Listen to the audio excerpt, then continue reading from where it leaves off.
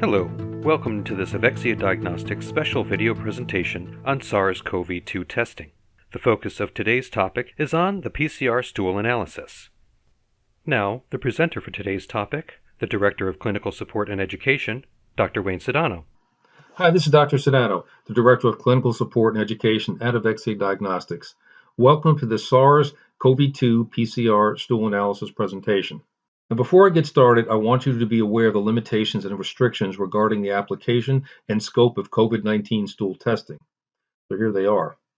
The SARS-CoV-2 stool analysis is not considered diagnostic of COVID-19, and proper diagnosis and confirmation of COVID-19 should be made using the COVID-19 respiratory PCR test or similarly approved methodology. Next is that the COVID-19 stool testing has not been approved or evaluated by the FDA, and that this test is for investigational or research use only. But please hang in there because you definitely need to know about the benefits of ordering a stool PCR COVID-19 test. So here's an overview of the approved laboratory diagnosis of COVID-19 as a review. First is that diagnostic testing for the acute SARS-CoV-2 virus is primarily accomplished by PCR-based assays, that is, polymerase chain reaction, performed on the upper respiratory specimens due to the high viral load and the relative ease of specimen collection. Next is that the viral RNA levels peak in the oral pharynx and nasal pharynx between 4 to 6 days after symptom onset and remain detectable for a median duration of 15 to 18 days. Next is that for patients with negative respiratory PCR results but symptoms compatible with COVID-19, serological testing, that is antibody testing, can support diagnosis, but it cannot be used as a sole basis for diagnosing the disease. So please keep these in mind. So now here are the features of COVID-19 stool PCR testing that you need to know about. First, the test is convenient, it's non-invasive, and can be performed in a home setting. It only requires one sample. Test results is accurate and informative. And the turnaround time is about 1 to 2 business days. I want to briefly talk about PCR technology so you really get an understanding of the diagnostic power of this tool. PCR falls under the umbrella of molecular testing. RT-PCR, well, that stands for real-time polymerase chain reaction. It's also known as qPCR, which is quantitative polymerase chain reaction, and it's also known as nucleic acid amplification test. So this type of test, what it does, it monitors the amplification of a targeted DNA molecule during the PCR process. So let me break this down for you. The PCR test, what it does, it's looking for genetic material or nucleic acid present inside the virus particle, as in the case of COVID-19. The test starts out by running a series of reactions. Now, these reactions first convert the virus's RNA into DNA, and then it amplifies it, meaning it makes a whole bunch or a million copies of the DNA, and then the test then detects for the DNA. And by running multiple amplification cycles, the PCR test can sense even low levels of viral genetic material in patient sample, which makes this a highly sensitive test. So the stool COVID PCR test uses this same technology. So now I want to talk about gastrointestinal manifestations of COVID-19. As you most likely know, the COVID-19, it was first discovered to cause the severe acute respiratory syndrome, but as time went on, the gastrointestinal manifestations of this virus became increasingly recognized. And it's important to know that diarrhea is the most common manifestation of the virus, and it can present with or without viral symptoms. It's also important to know that individuals with GI symptoms have been associated with longer duration of the illness and more severity. You also need to be aware that a negative respiratory test doesn't tell the whole story regarding the SARS-CoV-2 infection. Research has shown that the COVID-19 virus can remain in the GI tract long after clearance from the respiratory tract, which is one of the reasons that routine stool sample testing in real-time PCR is highly recommended after the clearance of the viral RNA in the patient's respiratory samples. Essentially, the routine PCR stool testing has been recognized to determine when it is safe to discontinue precautions in recovered COVID-19 patients and prevent transmission of the virus. You can read more about these findings by going to the link that you see on the bottom of this slide. And that'll take you to an article published in the Lancet Gastroenterology and Hepatology in May of 2020 about COVID-19 PCR stool testing. And on the next slide, I'm going to show you a table taken directly from the article that's going to illustrate this evidence about stool testing and underscores that stool testing can add a critical element of awareness related to what's known as viral shedding. So let's take a look at the table. So across the top of the table is the days of the months, and you see January, February, and March. And over on the left are the patients or the cases labeled 1 all the way through 41. Now, the black triangles, they signify the onset of the symptoms. The orange or red bar indicates a positive throat swab, and the yellow bar indicates a positive fecal sample.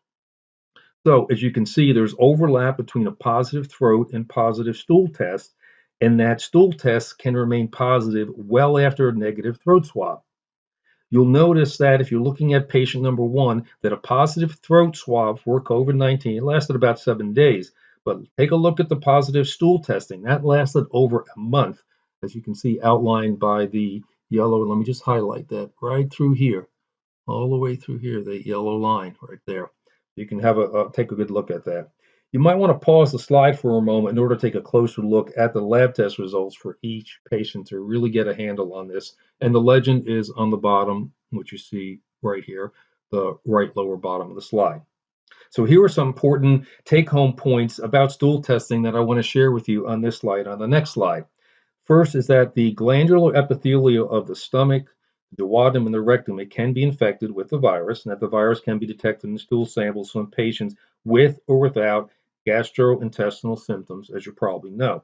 Next is that between 32 and 67% of PCR-confirmed COVID-19 patients have detectable virus in the stool, so that's important.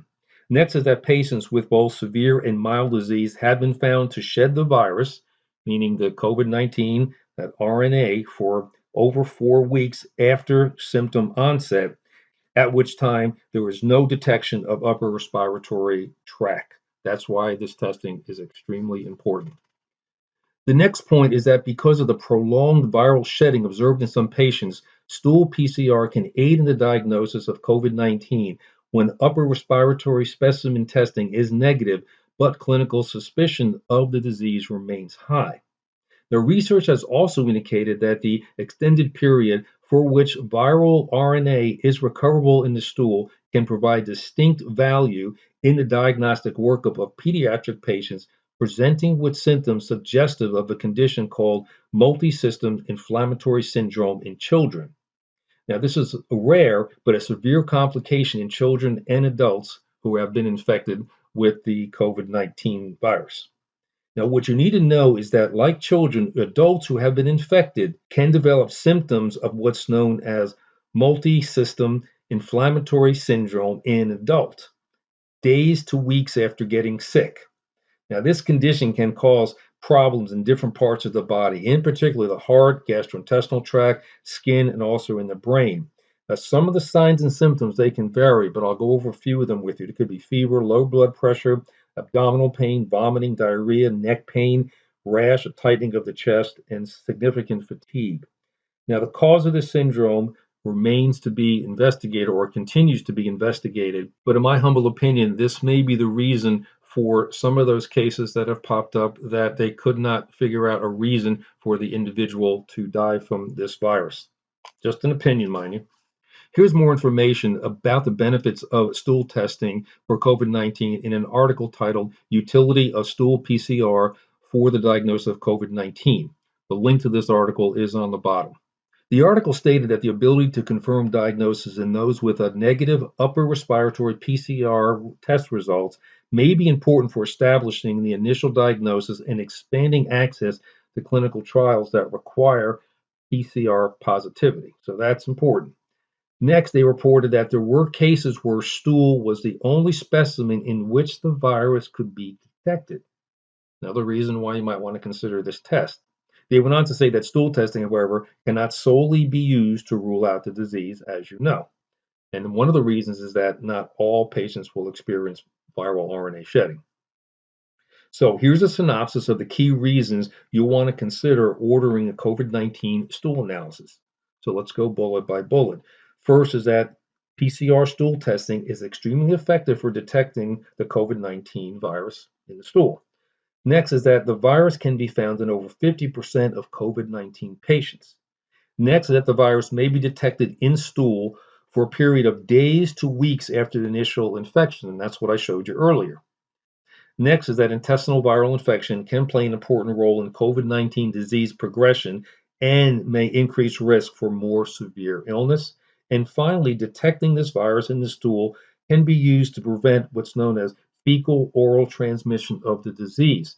Now, I want to explain to you what that is. Now, the fecal oral transmission of the disease, that's going to refer to infected feces entering the water system. And it could also be on contacted surfaces. It can be transmitted by bugs that contact a surface, and then you put your hand on it, and then touch your mouth, and then you have the disease. So the fecal oral transmission route needs to be considered. Thank you for that valuable insight, Dr. Sedano. Now we will review how to order this test. There are two ways you can order COVID-19 testing through Avexia. One option is from our informational repository page.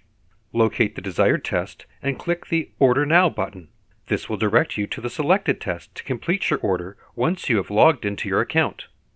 Or you can also sign in directly to your Avexia account and click on the Avexia Store link located on the left-hand side of the dashboard. Once you have selected the desired test, simply add it to the cart, confirm your order, and check out.